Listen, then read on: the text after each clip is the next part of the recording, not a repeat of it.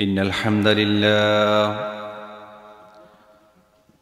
الحمد لله نحمده ونستعينه ونستغفره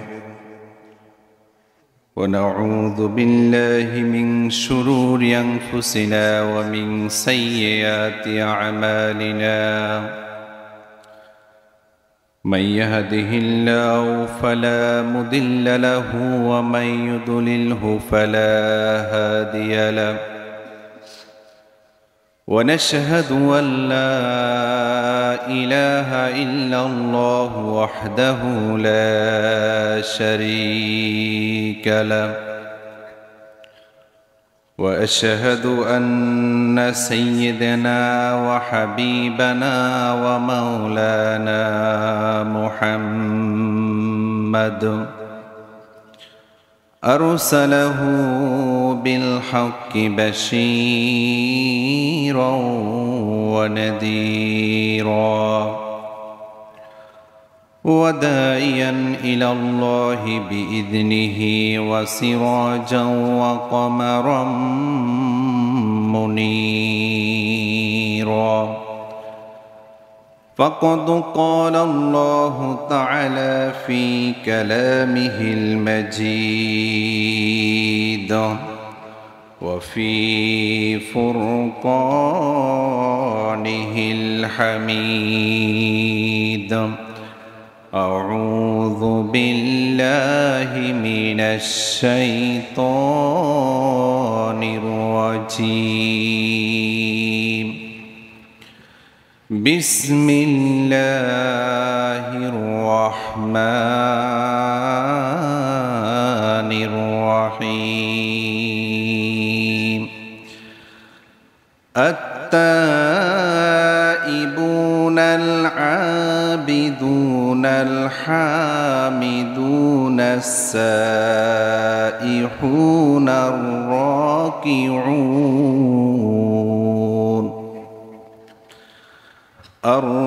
الراكعون الساجدون الآمرون بالمعروف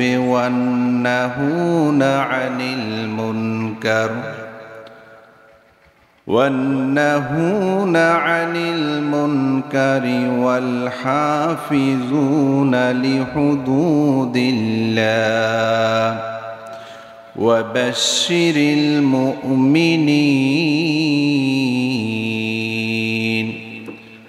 صدقت يا رب العالمين. وقال الله تعالى إن الله وملائكته يصلون على النبي يا أيها الذين آمنوا صلوا عليه وسلموا تسليما اللهم صل على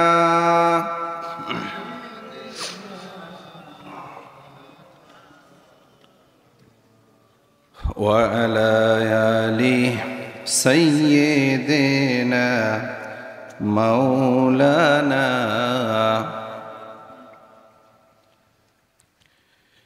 যেমন তুমি ঢিলে জমিন দিয়েছো আসমান সুখের সমাজ গড়তে দিলে তেমনি কোরআন যেমন তুমি ঢিলে জমিন দিয়েছো আসমান সুখের সমাজ গড়তে দিলে তেমনি কোরআন তোমার দয়ায় ফুরান দয়ায় ফুরান দয়ায় ফুরান। তৃষ্ণা নিবারণে দিলে স্বচ্ছ সাধু পানি, জঠর জ্বালা জুড়াতে আর ফল ফসল জানি। তৃষ্ণা নিবারণে দিলে স্বচ্ছ সাধু পানি, জঠর জ্বালা জুড়াতে আর ফল ফসল জানি। পথের দিশায় তেমনি দিলে, পথের দিশায় তেমনি দিলে রাসূলে আকরাম,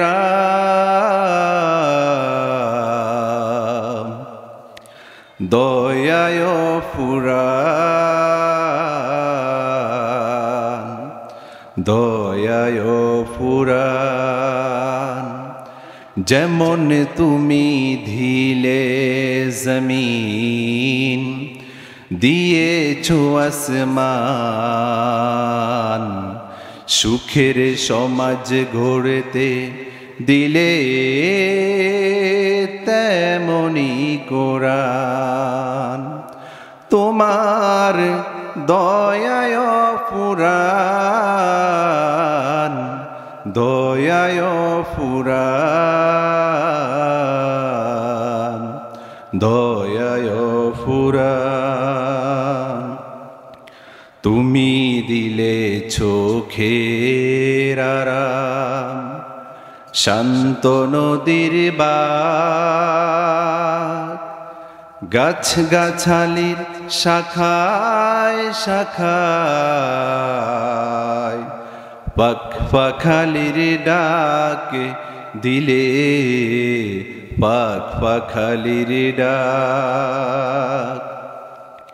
বৃষ্টি ঢেলে জীবন দিলে, শুকনো মাটির বুকে আদর সোহাগে দান করেছো নানা রঙের দুঃখে। বৃষ্টি ঢেলে জীবন দিলে, শুকনো মাটির বুকে আদর সোহাগে দান করেছো নানা রঙের দুঃখে। দান করেছো তেমনি তুমি, দান করেছো তেমনি তুমি, জ্ঞান আর বিজ্ঞান, দয়ায় ফুরান, দয়ায় ফুরান। যেমন তুমি দিলে জমিন, দিয়েছো আসমান, সুখের সমাজ গড়তে দিলে তেমনি কোরআন। সবাই বলুন মারহাবা। আলহামদুলিল্লাহ। বাইতুল জান্নাত বুইয়া জামে মসজিদের মসজিদ পরিচালনা কমিটি এবং যুব সমাজের উদ্যোগে আজকের এই পঞ্চম বার্ষিকী তাফসিরুল কোরআন মাহফিলের আজকের এই চমৎকার আয়োজনের উপস্থিত সম্মানিত সভাপতি, অত্র মসজিদের এই সম্মানিত সভাপতি, বিশিষ্ট সমাজসেবক জনাব হুমায়ুন কবির সাহেব, মঞ্চে উপবিষ্ট সম্মানিত উলামা ইকরাম,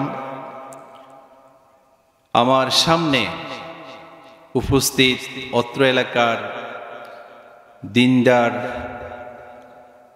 কোরআন প্রিয়, ইসলাম প্রিয়,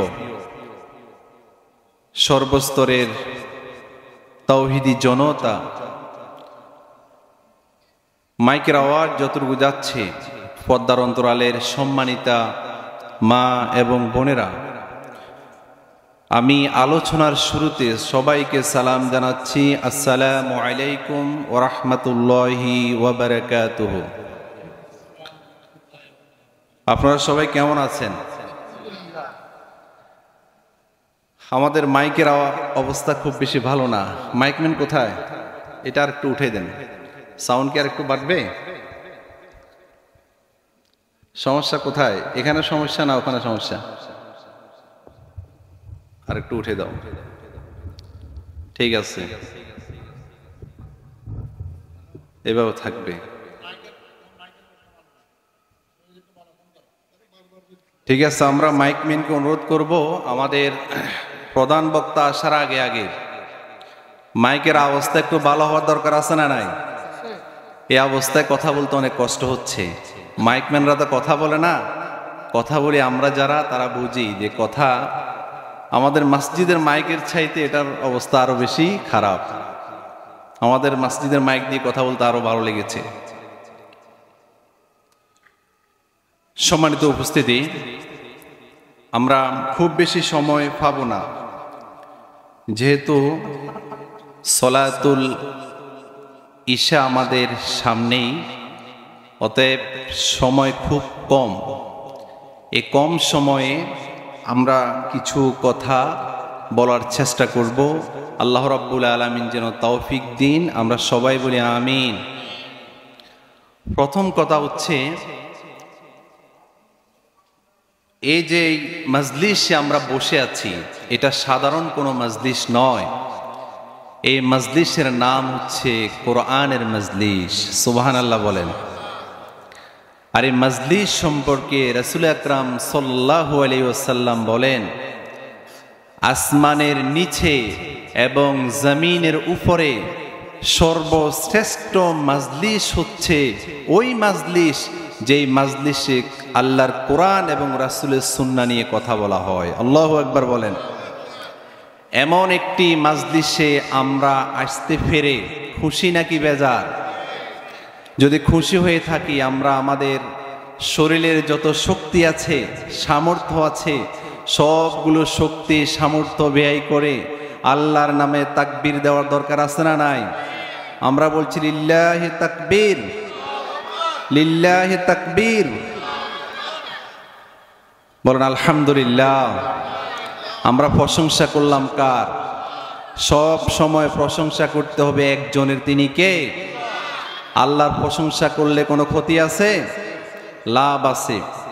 আর এই লাভটা আল্লাহর হবে না, লাভটি হবে আমার এবং আপনার। আল্লাহু আকবার বলেন। সম্মানিত উপস্থিতি, আমি তো আপনাদেরকে নিয়মিত আলোচনা শুনাই। আজকে জুমায়ও আলোচনা করেছি, এরপরেও মাহফিলের সিস্টেম অনুযায়ী আমরা আলোচনা করব। কিন্তু আলোচনা করার মধ্যে কিছু নতুনত্ব থাকবে, যেটা হয়তো কখনো আলোচনা করি নাই। আর যদিও আলোচনা করে থাকি, সেটাও যদি আসে, কোরআন থেকে কথা যতই বলা হোক, কোরআন কখনো পুরানো হয় না। প্রত্যেক দিন কোরআনের কথাগুলো ভালো লাগে। এই ভালো লাগা যিনি সৃষ্টি করেছেন, তিনি কে? আমরা কোরআনুল কারীমের সূরা আত-তাওবার 112 নম্বর আয়াত তেলাওয়াত করেছি। এই আয়াতকে সামনে রেখে কিছু কথা বলবো, আল্লাহ যেন তৌফিক দেন। আমরা সবাই বলছি আমিন। কোরআনুল কারীমের 9 নম্বর সূরা, সূরা তাওবা। তাওবা এই সূরাটির শুরুতে বিসমিল্লাহ নাই, এটা আপনারা সবাই জানেন তো। কোরআনুল কারীমের একটা সূরার শুরুতে বিসমিল্লাহ লেখা হয় নাই, আর সেই সূরাটির নাম হচ্ছে সূরাতুত তাওবা। বিসমিল্লাহ না লিখার পিছনেও কোনো হিকমত আছে না নাই? কারণ কোরআনের এই সূরাটি মুশরিকদেরকে লানত দিয়ে শুরু করেছেন, যার কারণে যেখানে লানত সেখানে আল্লাহর রহমত কামনা করার দরকার নাই। মুশরিকদের জন্য আল্লাহ রাব্বুল আলামিন লানত নাজিল করেছেন। এই জন্য এটা শুরুতে বিসমিল্লাহ নাই। কিন্তু এই সূরাটির দুইটি নাম, একটি হচ্ছে তাওবা, আরেকটি হচ্ছে সূরাতুল বারা। তাওবা শব্দ অর্থ হচ্ছে ফিরে আসা, আর বারাআ শব্দের অর্থ হচ্ছে সম্পর্ক ছিন্ন করা। যেহেতু এই সূরার মাধ্যমে সমস্ত মুশরিকদের সাথে ঈমানদার মুমিন মুসলমানদের সম্পর্ক ছেদ করার কথা যিনি বলেছেন তিনি কে? এই সূরাটির কয়টি নাম তাহলে? দুইটি নাম। কয়টি নাম? একটি হচ্ছে তাওবা আর একটি হচ্ছে বারাআ। এই সূরাতে আল্লাহ রাব্বুল আলামিন তিনজন ব্যক্তির তাওবা কবুল হওয়ার কথা উল্লেখ করেছেন। তারা নবী ছিলেন না, রাসূল ছিলেন না, তারা সাধারণ আল্লাহ রাসূলের সাহাবী ছিলেন, তারা মানুষ ছিলেন। যাদের তাওবা আল্লাহ রাব্বুল আলামিন কবুল করেছেন, ঘোষণা দিয়েছেন, বলুন তো এই মানুষগুলা কি সাধারণ মানুষ নাকি অসাধারণ? আল্লাহ সরাসরি কোরআন আয়াত নাজিল করে বললেন, হে মুহাম্মদ, অমুক অমুক অমুক ব্যক্তির তাওবা আল্লাহ রাব্বুল আলামিন কবুল করেছেন। সুবহানাল্লাহ বলেন। আমরা ওই গুরুত্বপূর্ণ সূরার একটি আয়াত তেলাওয়াত করেছি। আমরা সে আয়াতকে সামনে রেখে পয়েন্ট আকারে কিছু কথা বলার চেষ্টা করব সলাতুল ইশার আগ পর্যন্ত। শুনতে রাজি আছেন তো ইনশাআল্লাহ? কথা যতক্ষণ বলবো আপনারা একটু কথা বলবেন, তাহলে কথা বলতে আমারও সুবিধা হবে।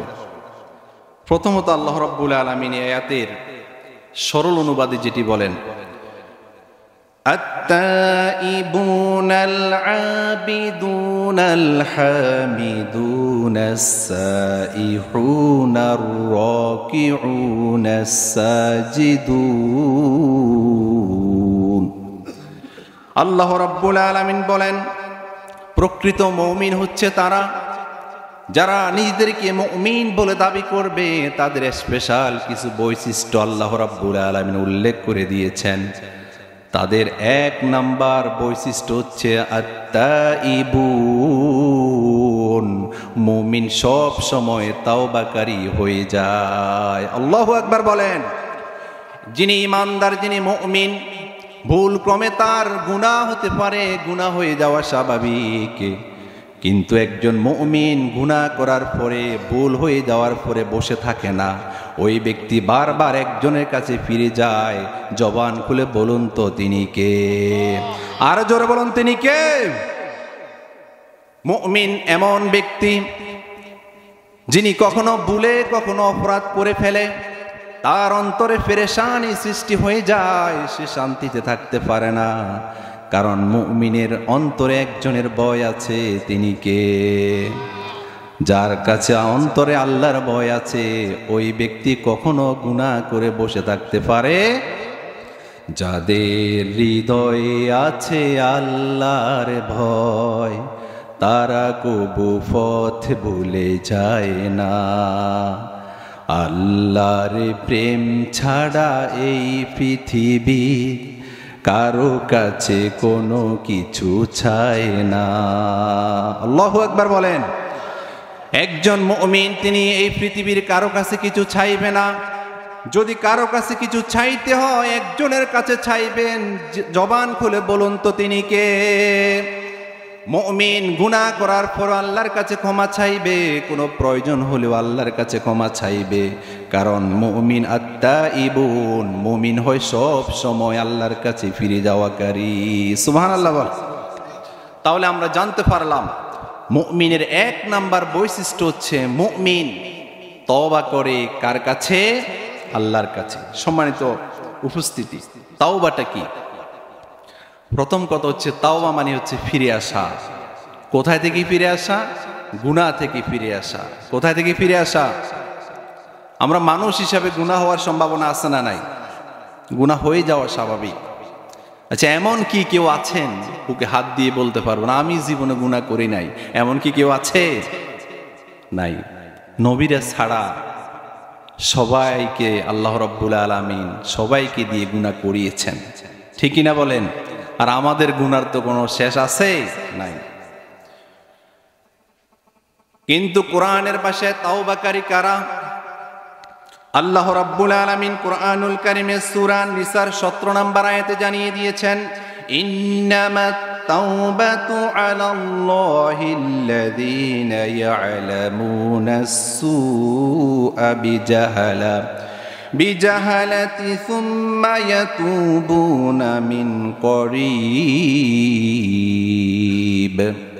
আল্লাহ রাব্বুল আলামিন জানিয়ে দিয়েছেন প্রকৃত তাওবাকারী হচ্ছে ওই ব্যক্তি যিনি অজ্ঞতার বশত ভুলে কখনো যদি কোনো অপরাধ করে থাকে, কশ্চিনকালেও সে কোনো বিলম্ব না করে সাথে সাথে আল্লাহর কাছে ফিরে যায়। আল্লাহু আকবার বলেন। সাথে সাথে আল্লাহর কাছে সিজদায় পড়ে যায়, আল্লাহ আমি গুনাহ করেছি, আপনি যদি আমাকে ক্ষমা না করেন পৃথিবীর কোনো শক্তি নাই আমাকে ক্ষমা করার। ঠিক কিনা বলেন? গুনাহ করার পরে আল্লাহর কাছে ফিরে যাওয়ার দরকার আছে না নাই? এখন যে একবার গুনাহ করলো, আল্লাহর কাছে তাওবা করলো, এরপর আবার গুনাহ করলো, আবার তাওবা করলো, তার তাওবা কি আল্লাহ রাব্বুল আলামিন কবুল করবেন? কথা বলেন না, করবেন কি না? করবেন না। তার মানে বুঝতে হবে এটা তার বদ অভ্যাস হয়ে গিয়েছে। ঠিক কিনা বলেন? রব্বুল আলামিন জানিয়ে দিয়েছেন ওয়ালাইসাতিত তাওবাতু লিল্লাযীনা ইয়া'লামুনাস সাইয়্যাত হাত্তা ইযা হাদারা আহাদাহুমুল মাউত। রব্বুল আলামিন জানিয়ে দিয়েছেন ওই ব্যক্তির জন্য কোনো তাওবা নাই যে ব্যক্তি জেনে শুনে অপরাধ করে, অপরাধ করার পরে ওই অপরাধটি সে বারবার করতেই থাকে, ঠিক এভাবে বারবার করতে করতে তার মৃত্যু কাছে চলে আসে, ওই ব্যক্তির তাওবা আল্লাহ রাব্বুল আলামিন কখনো কবুল করবেন? কথা বলেন, করবেন? এই পৃথিবীতে ফেরাউনও তাওবা করেছিল, কিন্তু ফেরাউন এমন সময় তাওবা করেছে যখন তাওবার দরজা বন্ধ হয়ে গিয়েছে। ঠিক কিনা বলেন? সে এমন সময় আল্লাহর উপর ঈমান আনতেছিল, ওই সময় আল্লাহ রাব্বুল আলামিনের গজব নাজিল হয়ে গিয়েছে। যখন গজব নাজিল হয়ে যায় ওই সময় তাওবা করলে আল্লাহ ওই তাওবা কখনো কবুল করবেন না। মূসা আলাইহিস সালামকে যখন ফেরাউন এই পৃথিবী থেকে বিদায় করার জন্য লক্ষাধিক সৈন্য নিয়ে তার পিছনে দৌড়ানি শুরু করলো, হযরতে মূসা আলাইহিস সালাম যখন দেখলেন যে সামনে বিশাল সমুদ্র, পিছনে ফেরাউনের সৈন্য, বাঁচার কি কোনো রাস্তা আছে? কথা বলেন, আছে? বাঁচার রাস্তা একটাই আছে, যিনি বাঁচাইতে পারেন তিনি হচ্ছেন আমার আপনার রব, একমাত্র আল্লাহ। ঠিক কিনা বলেন? এই পৃথিবীতে জালিমরা যতই রাস্তা বন্ধ করুক না কেন, মুমিনের জন্য একটি মুক্তির দরজা যিনি খুলে দেন তিনি কে? ফেরাউন কল্পনা করেছিল যে মনে হয় আমি একমাত্র স্থায়ী এই মিশরের ক্ষমতা থাকব, কেউ ক্ষমতায় আসতে পারবে না, আমি হচ্ছি চিরস্থায়ী ক্ষমতাশীল, যে নিজেকে খোদা দাবি করেছিল।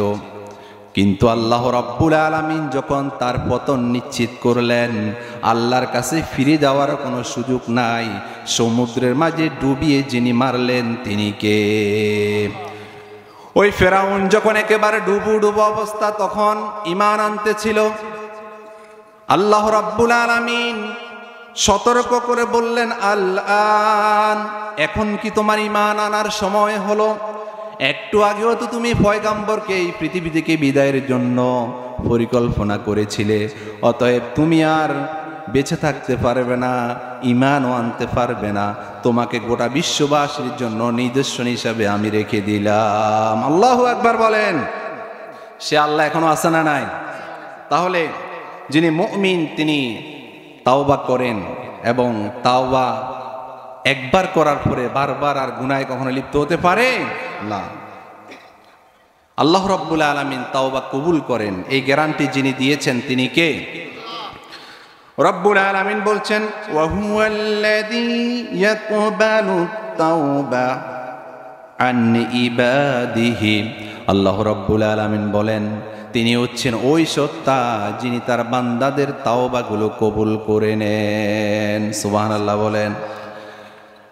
বান্দা যখন আল্লাহ রাব্বুল আলামিনের কাছে তাওবা করে, আল্লাহ রাব্বুল আলামিন এত বেশি খুশি হয়ে যান, বিশাল মরুভূমিতে যখন কোনো পথিক তার একমাত্র বাহন হচ্ছে একটি উট, ডানে বামে সামনে পিছনে আর কোনো তাকে সাহায্যকারী কেউ নাই, কোনো বাহনও নাই। ওই মরুভূমির ওই একলা পথিক সারাদিন হাঁটতে হাঁটতে ক্লান্ত শ্রান্ত হয়ে যখন একটু বিশ্রাম করলো, একটা গাছের সাথে হেলান দিয়ে যখন একটু ঘুমালো, ঘুম থেকে উঠে যখন দেখলো যে বাহনে করে সে এতটুকু এসেছে ওই বাহনটি কোথাও হারিয়ে গিয়েছে, সামনে নাই। ওই ব্যক্তি পেরেশানিতে পড়ে যায়, হায় রে, এই মরুভূমিতে আমাকে সহযোগিতা করার জন্য কেউ নাই, ডানেও কেউ নাই বামেও কেউ নাই। আর ওই সময় তো মোবাইল করে কিছু বলবে সেই ব্যবস্থা আছে কিনা, কথা বলেন আছে? ওই লোকটি পেরেশানি ভুগতে ভুগতে একটা পর্যায়ে ক্লান্ত হয়ে আবার ঘুমিয়ে গেলেন।